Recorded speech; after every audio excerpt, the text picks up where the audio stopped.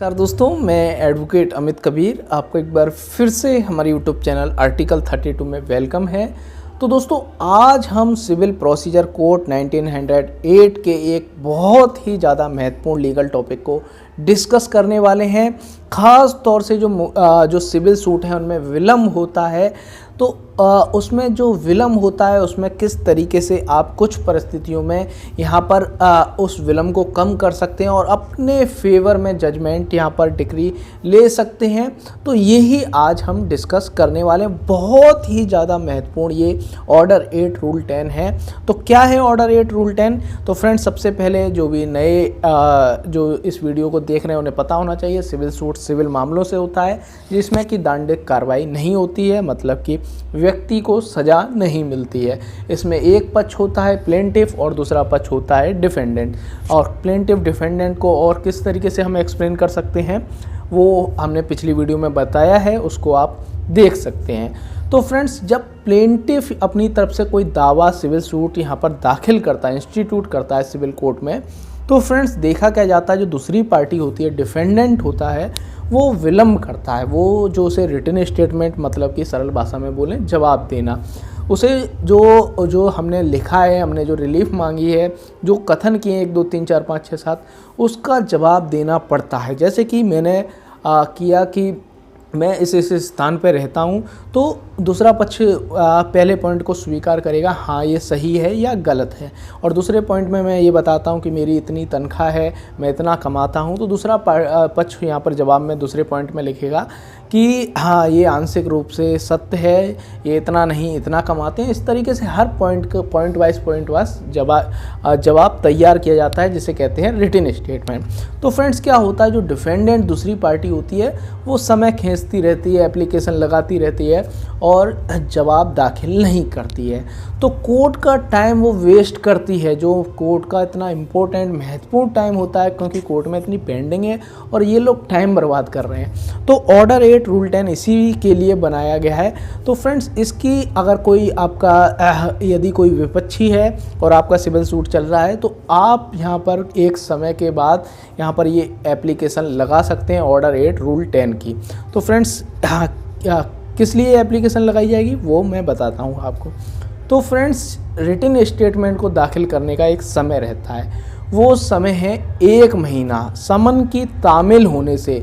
जब व्यक्ति के पास समन पहुंच गया, उसको समन मिल गया है, समन की उस पर जो भी तामील होती है वो तामील हो गई है, उस तारीख से यदि वो 1 महीने के भीतर जवाब नहीं देता है तो ये आप एप्लीकेशन लगा सकते हैं। और मैक्सिमम टाइम क्या है उसका, 3 मंथ है जवाब देने का। वो यदि मांगता है कि मैं बीमार पड़ गया इसलिए मैं जवाब नहीं दे पाया, तो यहाँ पर कोर्ट उसे मैक्सिमम 90 दिन का यहाँ पर समय प्रोवाइड कराती है। तो 90 दिन के बाद आप ये एप्लीकेशन लगा सकते हैं, क्योंकि 90 दिन का यहाँ पर टाइम दिया गया। और 90 दिन के बाद आप ये क्या एप्लीकेशन लगाएंगे कि इनके जवाब दाखिल के समय को समाप्त कर दिया जाए और एक पक्षीय आदेश, इनको बिना सुने हुए मेरे पक्ष में आदेश कर दिया जाए। यदि जैसे कि आपने किसी अपने प्लॉट के पजेशन के लिए यहाँ पर सूट दाखिल किया है, या अपना जो किराएदार है, टेनेंट है, उसके इजेक्टमेंट के लिए यदि सिविल सूट दाखिल किया है, तो आपके पक्ष में ऑर्डर हो जाएगा। यहाँ पर होने की पूरी संभावनाएं, यदि उसने 90 दिन के भीतर यदि उसने जवाब नहीं दिया है, तो आप ये एप्लीकेशन लगाएंगे। एप्लीकेशन का सब्जेक्ट होगा इनके जवाब दाखिल करने के समय को समाप्त करके एक पक्षीय आदेश हमारे पक्ष में जारी कर दिया जाए। ऑर्डर 8 रूल 10 में यही बताया गया है कि जो समय यहाँ पर बताया गया है 1 महीना या मैक्सिमम 90 दिन, यदि ये इस समय के भीतर यदि ये नहीं करता है, जो विपक्षी है वो अपना रिटन स्टेटमेंट यहाँ पर दाखिल नहीं करता है, तो कोर्ट की ये डिस्क्रेशन पावर है। और ज़्यादातर मामलों में ये हो जाता है, क्योंकि उसके लिए इस 90 दिन को भी ख़त्म करने के लिए, क्योंकि 90 दिन के बाद की बात यहाँ पर कोर्ट इसमें नहीं की गई है, लेकिन कुछ केसेस में बात की गई है। बहुत ही ज़्यादा एक्सेप्शनल स्थिति जिसको साबित करना बड़ा मुश्किल होता है।